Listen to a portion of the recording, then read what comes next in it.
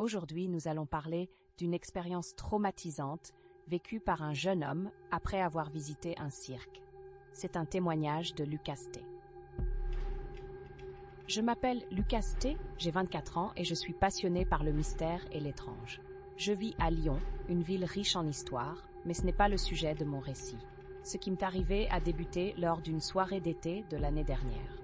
J'avais décidé de m'évader de la monotonie de mon quotidien en visitant le cirque ambulant qui venait de s'installer sur la place Bellecour.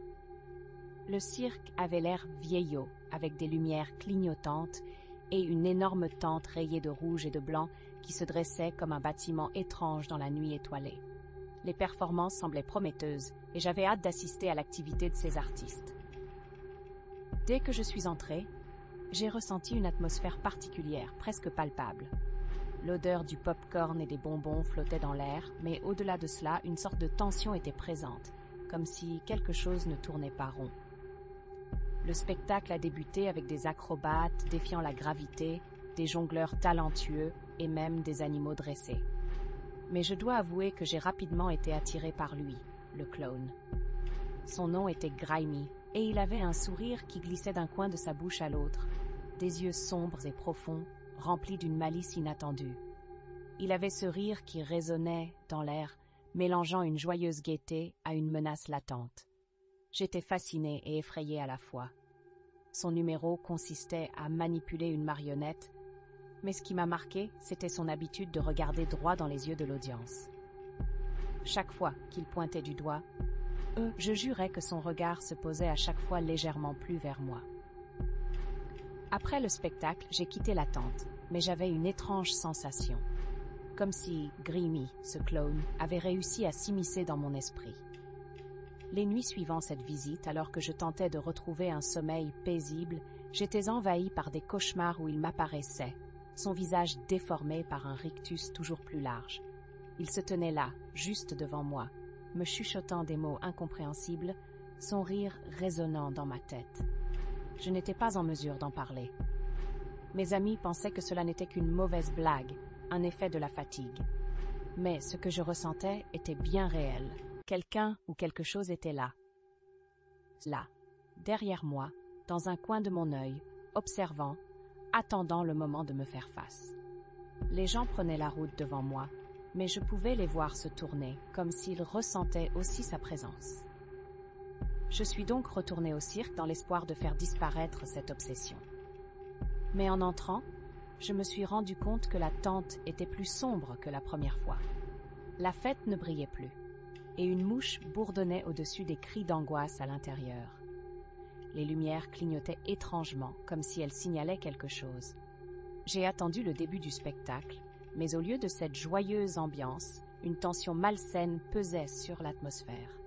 Grimy est apparu, mais il avait changé. Son regard était maintenant glacé, mais intensément concentré sur moi. Au fur et à mesure du spectacle, il se rapprochait de plus en plus, et je pouvais sentir mon cœur s'emballer, mes mains devenant moites. Quand le numéro de jonglage est arrivé, il a commencé à jongler, avec des têtes de poupées. Des têtes qui, à mon grand effroi, ressemblent étrangement à des visages de personnes disparues, des gens que je connaissais. Puis il s'est arrêté et a braqué son œil sur moi, me faisant signe de venir. Le regard des autres spectateurs était rivé sur moi, comme si je n'étais plus qu'une marionnette dans son numéro macabre. Je savais que je ne pouvais pas y aller, mais la terreur et le même sentiment de fascination me piquaient toujours. J'ai finalement pris la décision de fuir, et j'ai couru vers la sortie, le rire de Grimy résonnant derrière moi, un écho horrifiant qui persistait même après avoir quitté la tente. Cela fait des jours que je vis dans cette terreur, me retournant sans cesse, persuadée que Grimy m'a suivi. Chaque ombre dans mes voisins, chaque éclat de rire qui retentit ici ou là, me rappelle son visage et ses yeux noirs.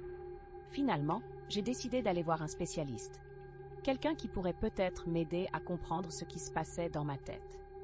Je lui ai tout raconté et elle m'a rassurée. Elle a suggéré que le clown puisse représenter une partie de moi que je fuyais, une peur ou une anxiété que je n'avais pas directement confrontée. Alors, guidée par ces mots, j'ai pris la décision d'affronter directement mes peurs. Je suis retournée au cirque, mais cette fois, pour confronter Grimmy face à face. À ma grande surprise, le cirque avait disparu. La place Bellecour était désolée et il ne restait aucune trace de l'endroit où j'avais vécu mon cauchemar. C'était à ce moment-là que j'ai compris, le cirque n'était qu'une illusion, tout comme le clown.